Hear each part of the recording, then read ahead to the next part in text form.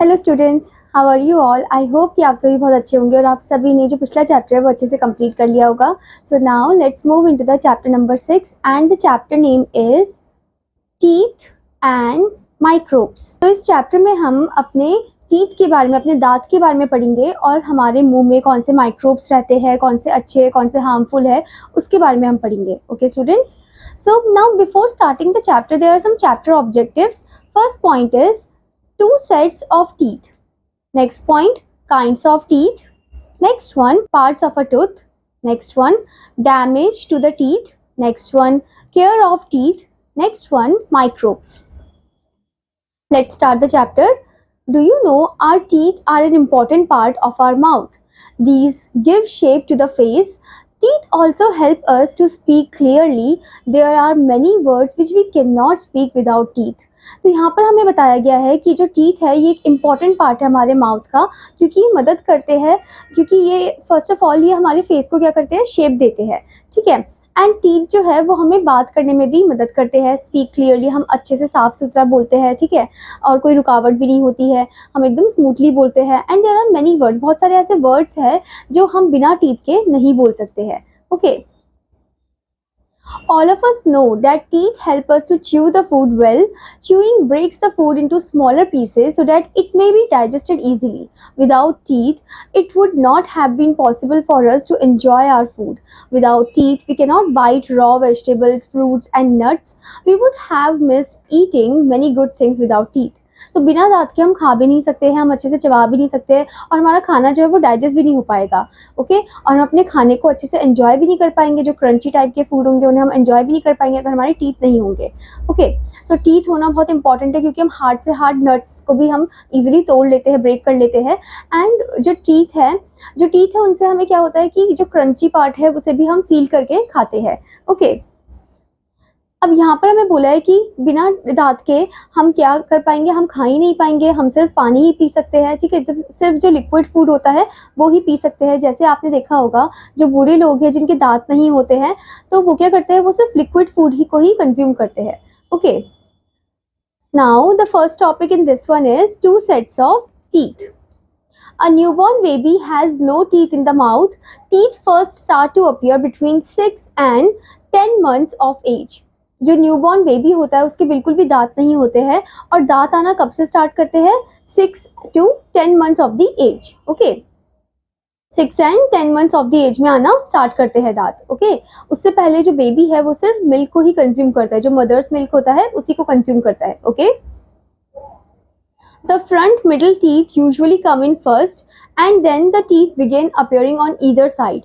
By the time a child is 3 years old, he or she has a set of 20 teeth. These teeth are called milk teeth. They are also called temporary teeth. अब क्या होता है कि जो 3 साल का बच्चा है, धीरे धीरे करके उनके दांत आने लग जाते हैं। पहले फ्रंट वाले दांत आते हैं, ठीक है, फिर उसके बाद वो जो साइड वाले दांत है वो आने लग जाते हैं। ओके, सो जब 3 years ओल्ड का हो जाता है बच्चा तो 20 टीथ उसके आ जाते हैं। ओके, लगभग लाइक अप्रॉक्स 20 टीथ जो है वो आ जाते हैं। और ये जो नए नए दांत जो आए होते हैं, ठीक है, उन्हें हम क्या बोलते हैं, मिल्क टीथ बोलते हैं। मिल्क टीथ को हम टेम्पररी टीथ भी बोलते हैं, ये परमानेंट नहीं होते हैं, क्योंकि आपको पता है कि एक पर्टिकुलर एज ग्रुप में दांत जो है गिरना स्टार्ट हो जाते हैं, जो मिल्क टीथ है वो गिरना स्टार्ट हो जाते हैं। ओके स्टूडेंट्स, आप यहाँ पर देख सकते हो, आपको टेम्पररी टीथ दे रखा है फिगर में। Okay, these teeth start falling when the child is about 7 years old. When the child is about 7 years old, the front teeth fall out first and are replaced by permanent teeth. There are 28 teeth by the age of 14. 4 more teeth start to appear between the age of 20 and 25. They are also called wisdom teeth. So a human adult has 32 permanent teeth. सो हमें यहाँ पर बताया गया है कि जब 7 साल का हो जाता है बच्चा तो उसके जो मिल्क टीथ है वो गिरना लग जाते हैं, गिरना स्टार्ट हो जाते हैं, और जो फ्रंट टीथ है सबसे पहले वही फॉल करता है। ओके, सबसे पहले वही गिरता है और वो रिप्लेस हो जाता है किससे, परमानेंट टीथ से, परमानेंट जो हमेशा के लिए रहेंगे। ठीक है, 7 ईयर से पूरा जो है बुढ़ापे तक वही दांत रहेंगे। Okay, so there are 28 teeth by the age of 14. जब जैसे ही 14 ईयर्स का हो जाता है बच्चा, उसके 28 टीथ आ जाते हैं। ओके, 28 टीथ जो होते हैं उसके वो परमानेंट टीथ होते हैं. Okay students, so four more teeth start to appear between the age of 20 and 25. और जैसे ही वो एडल्ट एज में पहुंच जाता है, यानी कि 20 और 25 के बीच में होता है, तो उसके 4 और दांत आने लग जाते हैं. ओके, जब आप 20 या 25 एज के हो जाओगे तो आपके भी 4 और दांत जो है वो आने लग जाएंगे, जिसे हम क्या बोलते हैं, जिसे हम विजडम टीथ बोलते हैं. Okay, so a human adult जो है उनके पास कितने होते हैं total teeth, permanent teeth, that is 32. Okay, 32 permanent teeth human adult के होते हैं. जबकि जो बेबीज हैं उनके कितने होते हैं, शुरू में 20 होते हैं. ओके, और जैसे ही 14 ईयर्स के हो जाते हैं तब कितने टीथ होते हैं permanent teeth, that is 28. Okay, आप यहाँ पर देख सकते हो students, these are the permanent teeth. Okay, now let's know about kinds of teeth. Teeth are of four kinds. There are four kinds of permanent teeth. There are four kinds of permanent teeth. Okay, first one is incisors or cutting teeth. First one is incisor or cutting teeth. First type of teeth is student incisor or cutting teeth. The four chisel shaped teeth at the front of each jaw are incisors. They have sharp straight edges. They are used for cutting and biting food. So student, सबसे पहले हमारा जो type of teeth है that is incisor, जिसे हम cutting teeth भी बोलते हैं. ओके, इसका शेप आप देख सकते हो, यहाँ पर आपको फिगर दिया है इंसाइजर का. ओके, इसका शेप जो है वो चीजल शेप होता है. ठीक है, at the front of each jaw, हर एक जॉ यानी कि upper jaw and lower jaw. ठीक है, इनके हर एक जॉ में ये आपको दिखेगा. ठीक है, हर एक जॉ में इंसाइजर होता है, that is the cutting teeth. And they have the sharp edges, they have the sharp straight edges. मतलब उनके पास जो है वो sharp straight edges होता है. ठीक है, आप शेप में भी देख सकते हो जैसे इस फिगर में दे रखा है. एंड वो हम किस लिए यूज करते हैं, हम यूज करते हैं for cutting and biting food. जब आप फूड को बाइट करते हो, जब आप एप्पल को बाइट करते हो, तब यही काम आते हैं, इंसाइजर ही काम आते हैं. Okay, now the next type of teeth is canine or tearing teeth. On either side of the cutting teeth is a sharp tooth. These are canines which we use to tear pieces of food. Okay, तो on either side of the cutting teeth के इधर side में क्या होते हैं, canine teeth होते हैं. ठीक है, जिनको हम sharp tooth बोलते हैं, और इनको हम यूज करते हैं tear the pieces of food के pieces को tear करने के लिए. Okay, आप यहाँ पर देख सकते हो, आपको canine की पिक्चर दे रखी है. Now let's move into the next type, that is premolars or cracking teeth. There are 6 premolars in each jaw. They are next to the canine. They are broad and flat. These teeth help us to crack food like nuts. Okay, so यहाँ पर आपको premolar का image दिया है. This is the premolar. Okay, and यहाँ पर हमें बताया है कि जो प्रीमोलार है वो कितने होते हैं, नंबर में 6 होते हैं. ओके, इन ईच जॉ यानी कि lower jaw and upper jaw दोनों में होता है. Okay, upper jaw and lower jaw, and they are next to canine. और ये नेक्स्ट होते हैं किसके, केनाइन के. इनका शेप कैसा होता है, फ्लैट और ब्रॉड होता है. ठीक है, एंड ये मदद करते हैं हमें नट्स को क्रैक करने में. Okay students, now next type of teeth is molars और grinding teeth. These are the last teeth towards the back of the mouth. They are bigger than the premolars and have bigger and flatter surfaces because their job is to chew and grind the food into smaller pieces. There are 6 molars in each jaw. हर एक jaw में, अपर and lower jaw दोनों में क्या होता है, हमारे 6 molars है. Okay, and यहाँ पर हमें बताया है कि ये जो है ये लास्ट टीथ होता है towards the back of the mouth, हमारे माउथ के बैक साइड में. ओके, एंड ये प्री मोलार से अगर कंपेयर करें तो बहुत ज़्यादा बड़ा होता है, ब्रॉडर होता है और बिगर होता है, फ्लैट फॉर्म में होता है. ये मदद करता है खाने को अच्छे से चबाने में, उसे ग्रिंड करने में, स्मॉल स्मॉल पीसेस में. ओके, आप यहाँ पर देख सकते हो, यहाँ पर आपको मोलार टूथ का फिगर दे रखा है. Okay, now the next part is parts of a tooth. We have different types of teeth, but all of them have the same structure. Each tooth has 2 main parts, that is crown and root. अब हमारे पास different sets of teeth है. Okay, यानी कि अलग अलग type of teeth है हमारे उसमें.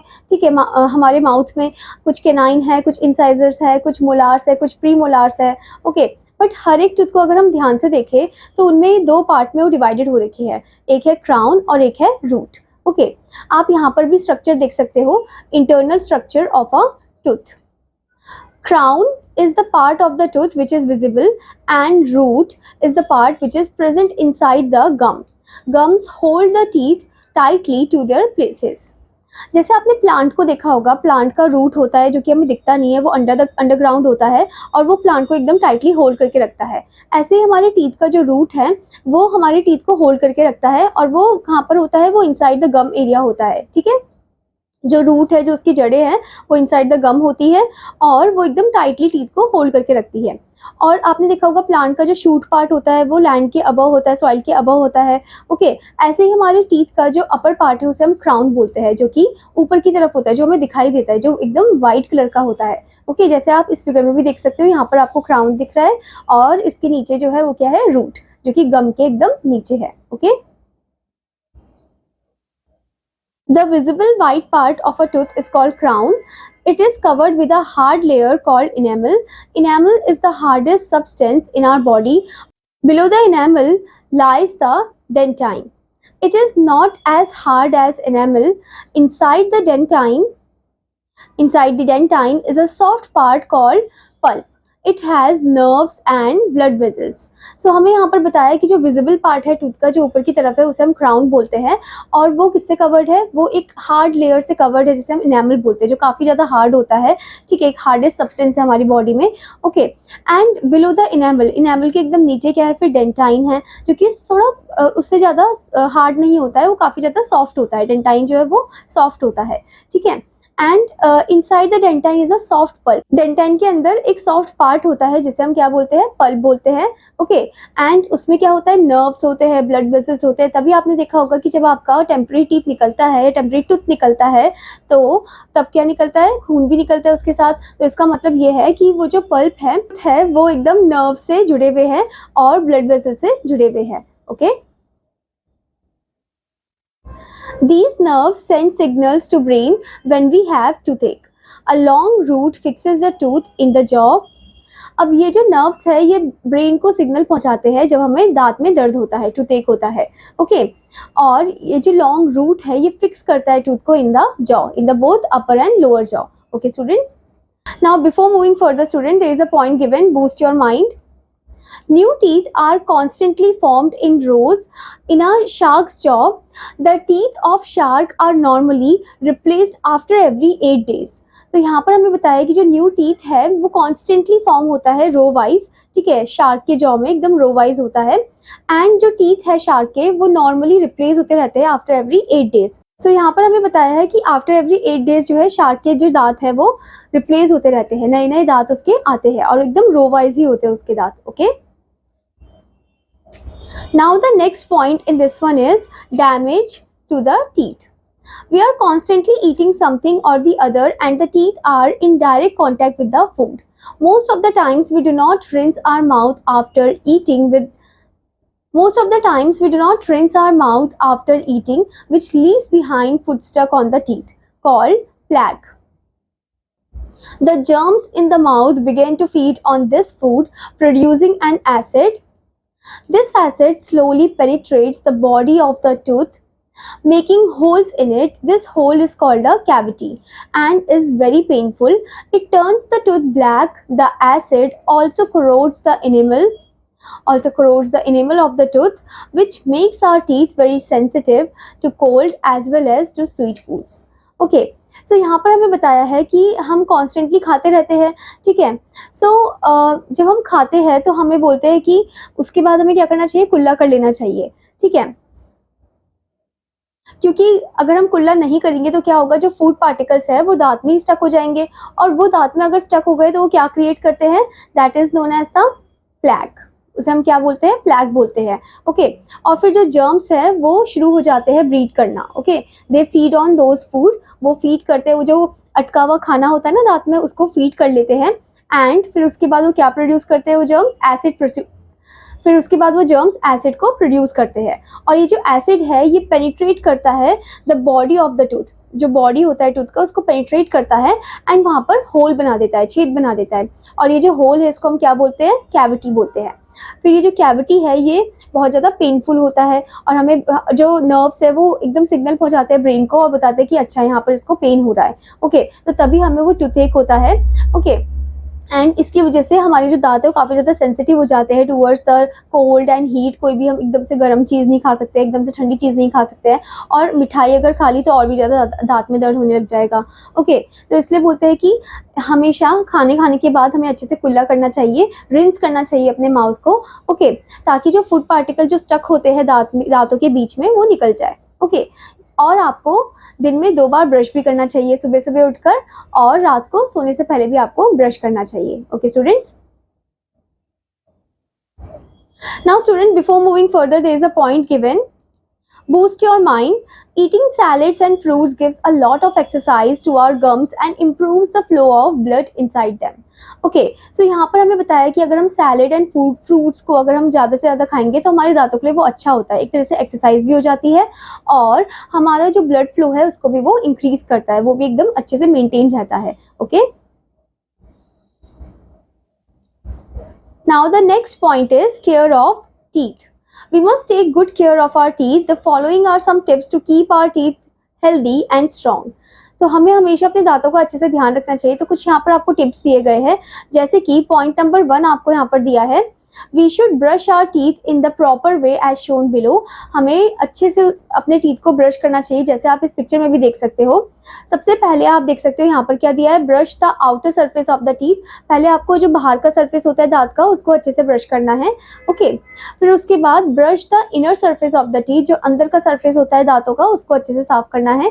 Next one, brush the top of the teeth, फिर दांतों के ऊपर का साइड जो है उसको हमें अच्छे से ब्रश करना है। ओके, और ब्रश का मतलब ये नहीं कि आप एकदम बहुत ही फोर्स लगा के कर रहे हो, हार्डली कर रहे हो, ऐसे नहीं करना है, एकदम डेलिकेट फॉर्म में करना है, क्योंकि जो गम्स है वो भी क्या होते हैं, फिर उन्हें भी नुकसान पहुंचता है, वहां से फिर खून आने लग जाता है। ओके, और उसकी जड़ें फिर कमजोर भी हो जाती है, तो इसलिए हमें आराम आराम से ब्रश करना चाहिए, और कम से कम 2 मिनट्स तक हमें ब्रश करना चाहिए। Okay, now the next point in this one is we should brush our teeth in the morning and at night before going to bed. हमें दिन में 2 बार ब्रश करना चाहिए, सुबह और रात को। Okay, we should not eat too many sweets and chocolates, they spoil the teeth. और हमें ज़्यादा स्वीट्स एंड चॉकलेट्स को नहीं खाना चाहिए, क्योंकि वो हमारे दांतों को खराब कर देते हैं। आपने देखा होगा कुछ ऐसे भी बच्चे होंगे आप में से जिनके दांत एकदम काले से पड़ गए होंगे, तो ये ज़्यादा मीठा खाने की वजह से भी होता है। Okay students, now next one is we should rinse our mouth after every meal. हमेशा खाना खाने के बाद हमें रिंस करना चाहिए, कुल्ला करना चाहिए अच्छे से, ताकि जो खाना अटका है दांतों में वो बाहर निकल जाए। ओके, और कहीं कहीं किसी किसी कंट्री में ऐसे भी होता है कि खाना खाने के बाद वो फिर से ब्रश करते हैं, हल्के हाथ से ब्रश करते हैं, ताकि जो अटका हुआ खाना है दांतों के बीच वो निकल जाए। Okay, now next one, we should massage our gums every day to make them strong. हमें अपने गम्स को अच्छे से मसाज करना चाहिए ताकि वो एकदम स्ट्रॉन्ग रहे। Okay, next point, to keep our teeth and gums strong we must eat raw fruits and vegetables like radish, carrot, apple etc. अगर हमें अपने दांतों को और गम्स को स्ट्रॉन्ग रखना है तो हमें रॉ फ्रूट्स एंड वेजिटेबल्स को खाना चाहिए, जैसे कि carrot, radish, apple etcetera. Okay, next point, teeth are made of calcium, milk, cheese etc. are a rich source of calcium. अब टीथ जो है वो कैल्शियम के बने हुए होते हैं, तो हमें कैल्शियम से रिच जो फूड होता है उन्हें खाना चाहिए, जैसे मिल्क हो गया, चीज हो गया, और मिल्क के जो भी बाकी प्रोडक्ट्स है वो हो गए। Okay, now student the next point in this one is microbes. Microbes are very small living things. They can be seen only through a microscope. Microbes are found everywhere. They can be found in air, water, soil, food, and also inside and outside the bodies of plants, animals, and humans. Some microbes are useful to us and some are harmful. Microbes that cause diseases are called germs. There are 4 types of microbes: virus, protozoa, bacteria, and fungi. सो यहाँ पर हमें बताया कि microbes जो है, नाम से ही आपको लगेगा माइक्रोब्स जो है वो काफ़ी ज़्यादा स्मॉल लिविंग ऑर्गेनिजम्स है, लिविंग थिंग्स है वो। ओके, एंड वो हमें सिर्फ माइक्रोस्कोप से दिखेंगे, हमें अपने नेक्ड आई से नहीं दिखेंगे। ओके, अपनी आंखों से नहीं दिखेंगे। एंड माइक्रोब्स जो है वो हर जगह पाए जाते हैं, ठीक है, चाहे वो हवा हो, पानी हो, सॉइल हो, फूड हो, inside and outside the body of animals हो, प्लांट्स हो, ह्यूमंस हो।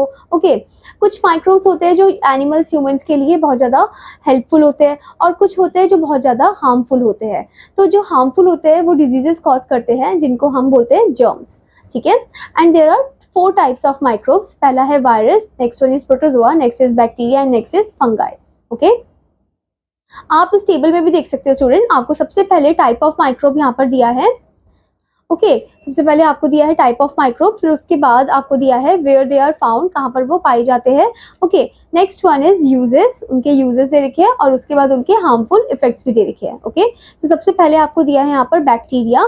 Bacteria can be found everywhere, they are in the air, soil, water, plants and animals including us. Okay bacteria जो है वो हर जगह पाए जाते हैं, चाहे वो हवा हो, पानी हो, खाना हो, ठीक है, और हमारी बॉडी हो, हमारी बॉडी से बाहर हो, ठीक है, एनिमल्स की बॉडी हो, प्लांट्स की बॉडी हो। और इनके यूजेस क्या है बैक्टीरिया के, they make vitamins, break down some garbage and maintain our atmosphere. तो ये क्या बनाते हैं, ये वाइटामिन्स बनाते हैं, ये ब्रेक डाउन करते हैं कुछ गार्बेज को एंड हमारे एटमॉस्फेयर को मेंटेन करके रखते हैं, बैलेंस फॉर्म में रखते हैं। ओके इसके हार्मफुल इफेक्ट्स क्या है, दे cause diseases like tuberculosis, typhoid and pneumonia. Okay इनसे कौन कौन सी बीमारी हो सकती है, ट्यूबरक्लोसिस, टीबी हो सकता है, टाइफॉइड हो सकता है और निमोनिया हो सकता है। Okay now next type of microbe is virus. Virus infect all type of cells, bacteria, fungi, protozoa, plants, animals and humans. अब वायरस जो है वो सभी टाइप ऑफ सेल्स को इम्पैक्ट करता है, इन्फेक्ट करता है। ओके जैसे कि बैक्टीरिया हो गया, फंगाई हो गया, protozoa, plants and animals like us also. Okay viruses distribute genes in and among organisms. Viruses जो है वो जीन्स डिस्ट्रीब्यूट करता है in and among organisms. Okay next thing is that they cause diseases like polio, measles, viral fever and common cold. इनसे कौन कौन सी बीमारी होती है, polio, measles, viral fever and common cold. Okay now next type of microbe is protozoa. They have been found in almost every kind of soil environment. They are also in the deep sea and can be found near the surface of water as well.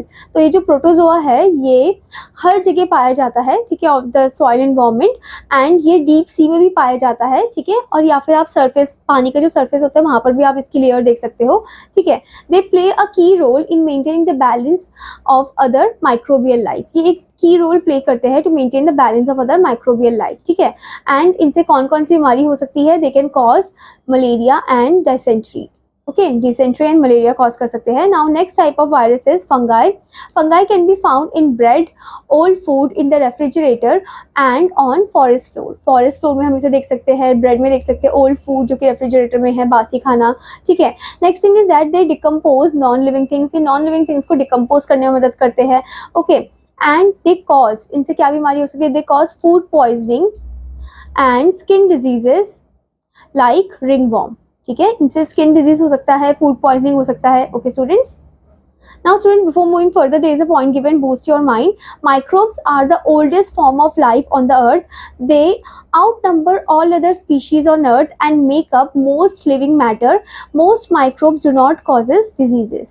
अभी जो microbe है सबसे पुराने form of life on the earth है, ठीक है, जब dinosaur भी नहीं थे तब उनसे भी पुराने, एंड ये आउट नंबर करते हैं सब दूसरे जो अदर स्पीशीज है उनको आउट नंबर कर देते हैं, ठीक है, हमारे प्लानट अर्थ में। And makeup most living matter, ये ज़्यादा से ज़्यादा लिविंग मैटर को मेक करते हैं, क्रिएट करते हैं, और ज़्यादातर जो माइक्रोब्स है वो डिजीजेस कॉज नहीं करते हैं, यानी कि वो हार्मफुल नहीं होते हैं। ओके नाउ स्टूडेंट आपको यहाँ पर वर्ड बैंक दिया है, ये वर्ड बैंक आपको लिखना है, इसको अच्छे से याद भी करना है। Now let's move into the summary point, main points. Point number 1, teeth first start to appear between 6 and 10 months of age. Point number 2, crown is the part of the tooth which is visible and root is the part which is present inside the gum. Next one, point number 3, a tooth has 3 layers, enamel, dentine and pulp. Next one, point number 4, most of the times we do not rinse our mouth after eating, which leaves behind footstuck on the teeth called plaque. Next one, point number 4. Next one, point number 5. Next one, point number 5, we must take good care of our teeth. Next one, point number 6, microbes can be found in air, water, soil, food and also inside and outside the bodies of plants, animals and humans. I hope student that you understood this chapter. आपका homework है कि आपको इस chapter को अच्छे से पढ़ना है, एक्सरसाइजेस भी अच्छे से कंप्लीट करना है। Now I will meet you in another class. Till then students, bye bye.